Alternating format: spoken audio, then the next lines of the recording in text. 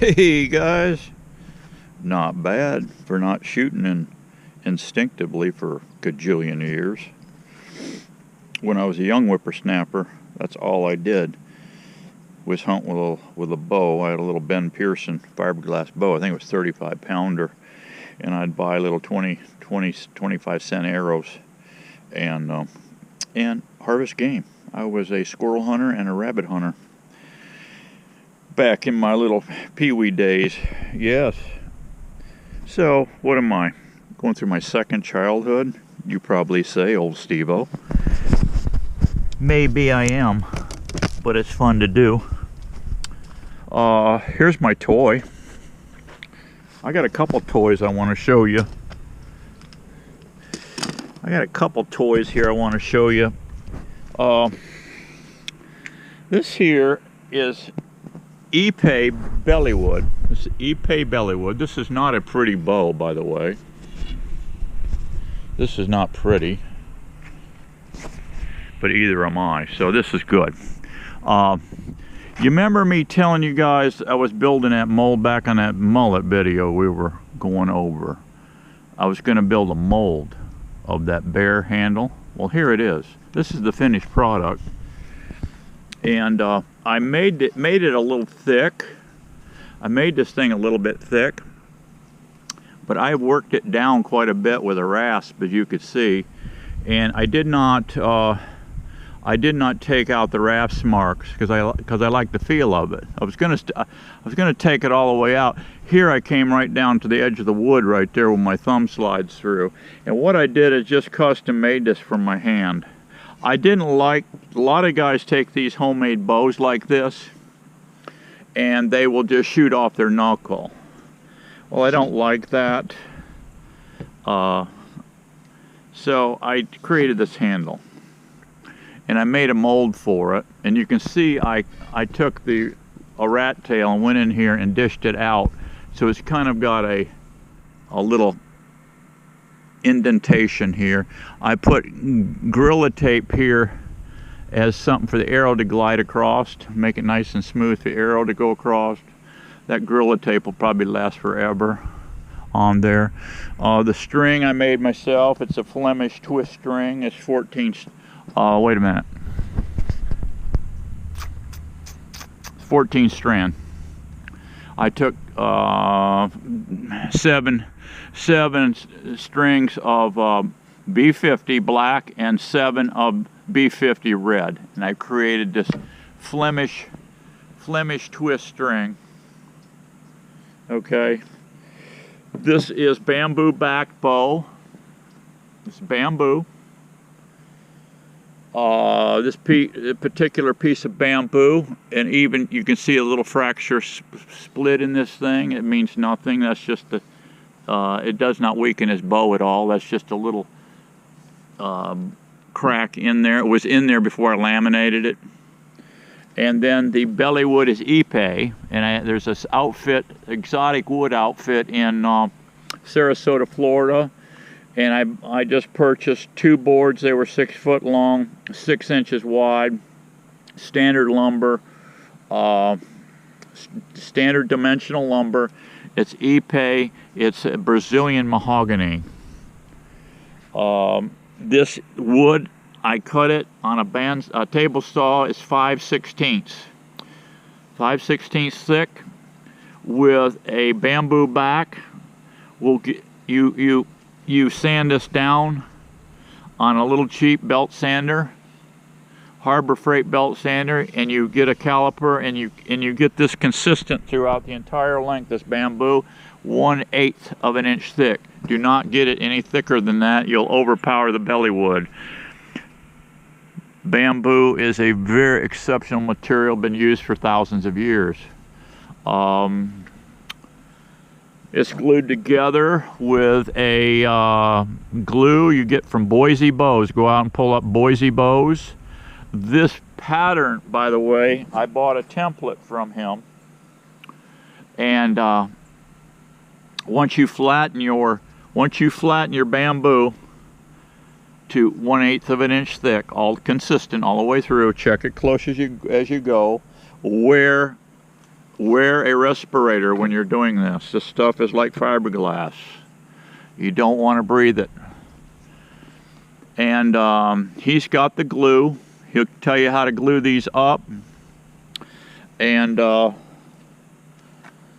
that's pretty much it. I'm shooting carbon arrows. I've built my own arrows in the past, and I just feel safe with carbon. They're true, they run nice. And so I'm just practicing here. I put about 100 arrows through this bow, and that it takes about 100 arrows just to get it broke in. But I got enough material. I got another one I've got to finish. These bows are simple to build. Once you glue them up and all, you've got the squared edges here. You take a rasp and you go down on a 45-degree angle, and you do that on both sides, and you come over and you do the same thing with your bamboo. You come on and 45 it in.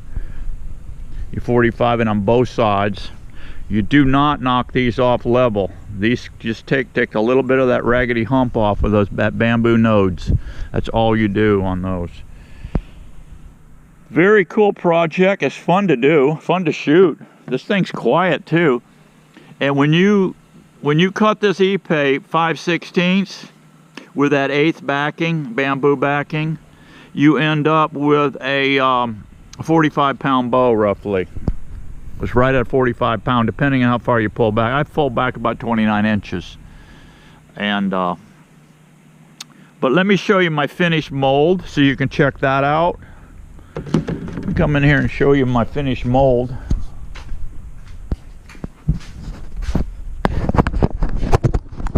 Sorry for my bombing range in here. I've got quite a few projects going. I'm still working on those mullet bobbers. I haven't completed those yet. But here's my mold. There it is. And I had a little indentation, so I came back in and I filled that little hole I had, little divot I had in there. But you can see how I created with those little bouncy balls I got at Walmart. And you just cut the bouncy balls in half. And as you recall, I built that handle out of this material here, the same as that handle on that bow, and I just got it close. Then I stuck a stick and put it in the bottom. I actually broke the plug, the mother plug, when I was delaminating it. I broke the stick out and all that. But this mold came out excellent. You use mirror glaze wax to as a mold release agent. Once I did my plug out of that foam, then I covered it with that rock hard water putty, smoothed it all out, and I took playing cards, just regular playing cards, and I hot glued them on center line of this plug, so you can see actually how I did it with the plug. And I put those bouncy balls. This is the first side I laid up, because these balls are protruding. These balls are concaved. So I did that second. I got introduced to this stuff back when we were doing in the taxidermy shop, when we were doing reproduction fish. You do it basically the same way as the fish, but we use sandboxes to lay our fish in. But we use these bouncy balls around it just helps you interlock your mold like so. And you can see the fiberglass isn't that thick. For gel coat, we just use regular Bondo to make this inside, this gel coat. You can buy gel coat, but you can make your own. And you just take regular old Bondo, all-purpose putty is Bondo, and you mix fiberglass resin with it until you get the nice smooth consistency of it. Smoother, you want it a little smoother than peanut butter, but like that. And then you put a little bit of your hardener in. You put a little hardener in, and you also put a little bit of polyester resin in, hardener in. Play it by ear, and you slop it on. But You can see how I did it. I had that. You can envision the plug in here, the handle in there of the foam covered, and then I put 3 coats of mirror glaze wax on. Johnson's mirror glaze wax. That's your mold release agent. And then I took playing cards and stuck them up here and hot glued on the back side to hold them. The cards were sticking way out. I even did it on the top too and the bottom to hold the my gel coat in place. So once that's done, then you wax all of this, the cards, everything, these bouncy balls, and I just hot glued the bouncy balls to the playing cards. Then you put 3 coats of wax on, let them sit for a good hour or so apart, put a fan on it, and then you come in and you put your Bondo mixture on. Then you let that harden, so it's actually like this. And then you come back, once that Bondo's hardened, you come in and you start laying up polyester resin and chop. You get some fiberglass chopping and you start patting it on. You have to be a little careful because you're got those cards there a little flexible. You don't want to you just gently pack it in, and you create this, put on about several layers. It's not that thick as you can see here, but you just need a little reinforcement for that. And now I can crank out as many of these handles as I want. Once that all hardened, I had material sticking way up here, so I set up my belt grinder and went out there and I just started grinding and grinding till I got down, tore off that whole roof, because I needed this to opened up so I could pack it in with my thumb and center it. And when I was ready to go with this thing to put my bow in, I took regular epoxy Sculpt. Epoxy Sculpt is what that material's made of. It's a modeling compound. We used it a lot in the taxidermy business for around eyeballs and stuff like that, around noses and whatnot. It's a 2-part thing, and you mix it up very well. And what I did was pack this up level with epoxy Sculpt on both sides. It came out, I had to mix up just a little bit more, but I just kind of eyeballed it. And then you bring up your epoxy Sculpt flush with this. And then I took my bow. Here's my handle portion. Here's where my handle is going to go in here, as you can see. And then I stuck my bow down like this, orientated my front, my top of the bow, and I just started pushing it down into the material. I left about halfway up.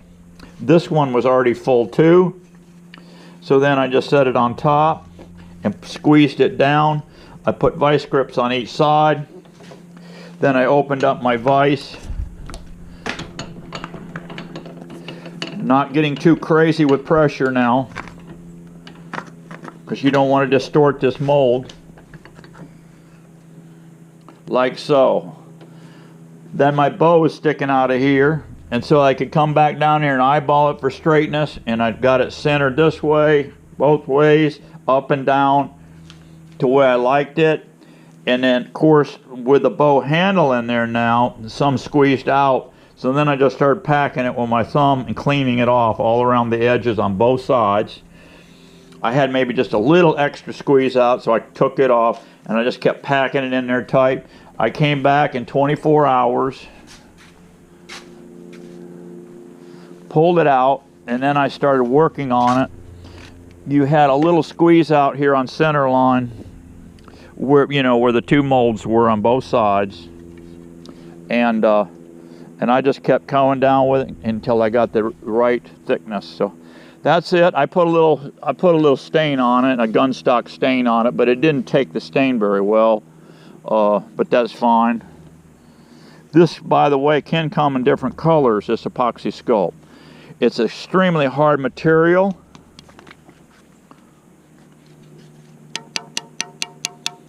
You can hear, I can dent it though. You can see I can dent it with this tool slightly. But it's extremely tough material. It's perfect for this bow handle. I was thinking about resin and glass and all that, but that's such a sloppy mess. But with this epoxy Sculpt, it's thick. It's really thick when you do it, and when you pack it in there, and you let her set for 24 hours, it's there. But the nice part about it, you can take a wood rasp and shape this stuff. You can shape it right down where you want it. This side over here was this side was as fat as this side, but I didn't like the feel of it because I wanted my thumb. So you can sit and work on this thing and custom fit it to your hand, just the way you like it. Okay, that's that toy. Boys and his toys right there. Boys and his toys here. I told you guys I went to the meeting the other night, and this is what I picked up from Rick. I fired it up. I haven't put it on the bees yet. This looks like a copper tube here, and in the instructions it said drill a 1/4-inch hole in your high, which I'm going to do, and we're going to go out here in a little bit and test drive this rig. But this is pretty cool. You plug it in. It's got a nice handle grip here on it. PVC pipe. This does go up and down a little bit, and yeah, that's it. This unit is I asked Rick what he's selling them for. He says it's $150 bucks plus shipping and handling. So if you're in Newport Richey area, we have first Thursday of every month. First Thursday of every month at the Contractors Institute on US 19, just north of Hudson. Well, I think it still is Hudson, Florida. We're on the west coast, and about middle of the state on the west coast is Newport Richey, but Hudson's just above me. I think that Contractors Institute is in Hudson, but it's just north of New York Avenue on the west side of the road is the Contractors Institute. Its meetings start at 7, and Rick is usually there every meeting, and he makes and sells these. He's got a insulation material here. I don't know if that's an asbestos matting or what that is. There's a copper tube here. It's a regular copper coupling is what he's got the bowl made of. There's a heat element here, and I'll tell you what, guys, this puppy heats up to 450 plus degrees in just a matter of minutes, and you're ready to rock and roll with it. Now with this unit, you get this little goodie box here, and in here is your measurement. This looks like a oh, what is that? I'm not sure what that is. I think that's a 1/2-inch cap. That looks like a 1/2-inch copper sweat cap to me. He's got on a little wooden stick where you can dip in. He gives you 2 of these. Look like silicone, red silicone. You know, these are made for high heat. And you scoop up your acid and you go put it in here, and you set it down. He gives you 2 of those. He's also got instructions in here and places you can get more caps if you need them. So yes, we'll go out and test drive this, and I'm going to drill the holes first. And the bees are hungry. They're flying all over here looking for something sweet. I don't know what's sweet up here, but they're all over the place. I've got a bucket of feed out here. They're really hitting it. But so that's it. I will leave the email address to Rick if you guys are interested in this device. I haven't used it on the bees yet, but I did put a scoop in it and fired it up here and just put it in. And what you do is you have your load it with the acid. You turn your unit upside down, and you make sure you wear gloves with this, guys, because this unit is 450 degrees. If you touch any hot parts on this, you're going to get cooked. As soon as you flip it over, within seconds, it's blasting out of here. So it works slick. So So give Rick a email if you want one of these units, $150 plus shipping and handling. So, all right, we'll see you in a bit here when I get ready to go on these bees. We'll drill these boxes and shoot this product.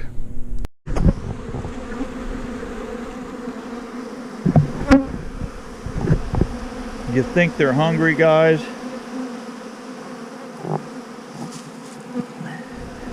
They're hitting my pollen pretty good too. Happy bees.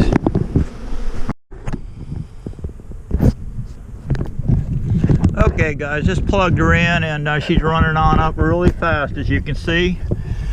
She's clicking them off fast, up to 136, 140. She's going. Yeah, heats up fast. I got it on a 100-foot cord here. If you're in the field, throw on a generator. Here's this product we're going to shoot. I get it on Amazon. 99.6 purity.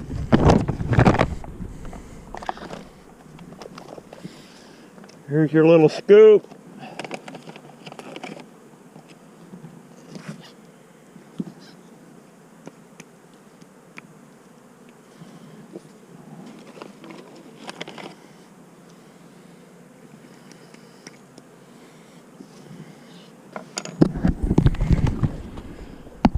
We're up to 348, hits 450, you can rock and roll.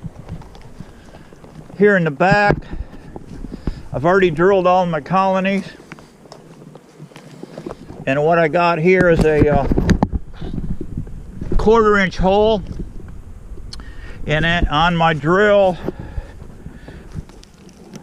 all of my ends are 1.5 inches, so this put the tape just slightly past, so you can feel the penetration. And when you get in there, rotted out good, and that's that. I put it on the back side of the hive, so you're not fooling around up front. You need to pull this out. This is a little stiff. One of my subscribers suggested putting in golf tees. I love it. I love that idea. That's what we're going to do. But for right now, I don't have golf tees, so I'm going to put a little piece of wood in there. Golf tees will work out slick. All right, we're at 474. You're ready to go. I'm going to put on my respirator. We'll do a test drive quick so you can see it work.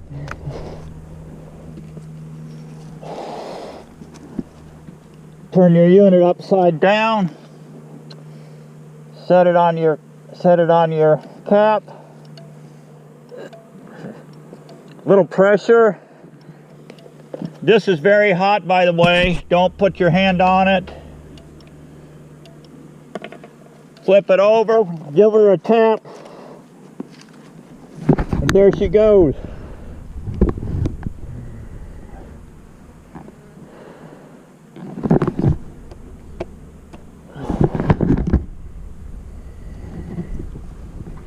Use a respirator with this operation. This stuff will knock you out.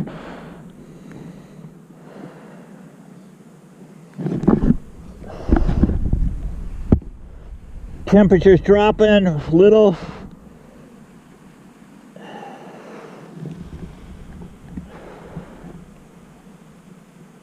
She's pumping good, guys.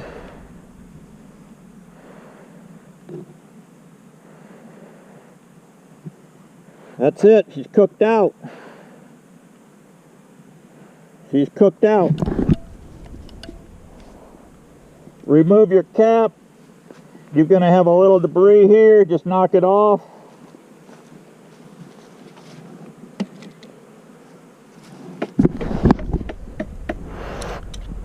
Clean it off. This silicone does get hot, guys, so this thing is hot. But the silicone's designed to take heat. I'm going to have a rag. I'm going to keep a rag with me, wipe this out, and I'm going to put on gloves.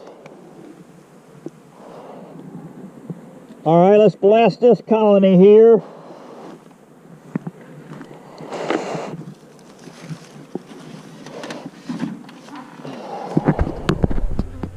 Let's shoot this colony here.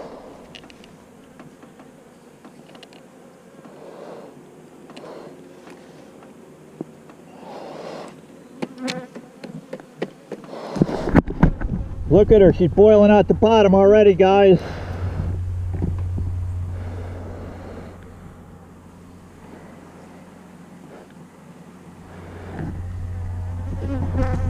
Working good. Good tool.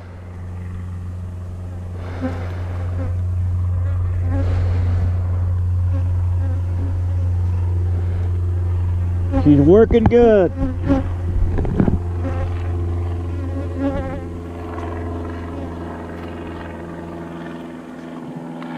Very efficient way to treat bees for varroa mites.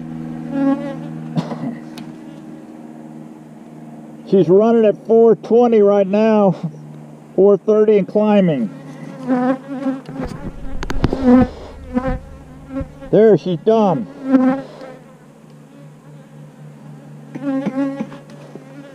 That cap is hot, guys. That cap is hot, so get gloves on when you do this. That's it. She burnt clean. You can see it burnt clean. Nice tool.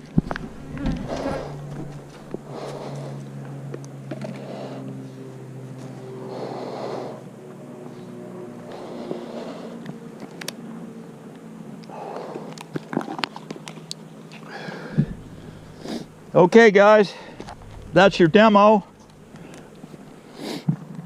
on that Rick Vaporizer. I like it.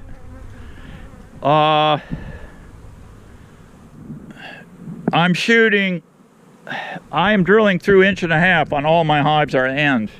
I don't know if you see how I build my hives. I'm building with 2-inch material. All my future hives are going to be done the same way. 1.5 material on the ends, 3/4 plywood sides. And when you do this, wear a veil. These bees are a little pissy when you shoot this stuff in here. And right now I got one trying to sting my face or my lips. Anyway, this tube extension on here is not a full 2.5 inch long. So I can shove it all the way up to the barrel and at my ends. But you guys are using conventional hives are 3/4 thick. So just stick the nozzle in about that far. You don't want to go in and hit a frame with that thing, okay? Don't hit a frame, and you should be fine with that. So that's the little deal. Demo on that. I got to treat all these hives. Do wear gloves. I'm going to put gloves on because them plugs heat up fast, as you can imagine, when you're shoving in a tool that's running 150 degrees plus. So I think that tool is going to be excellent. It looks like it's well made, just like you, because you're well made, and I know you're going to love this tool. See you guys on the next one. Hopefully we'll get on the beach and catch some fish. If I don't see you before then, have a Merry Christmas. But I'm going to see you before then, I know that. Because I got to bother you, it's my job. All right, you guys can't get rid of me. I'm like an old penny. I'll see you on the next one. Be happy, be strong, because we got to keep getting it on, baby. See ya.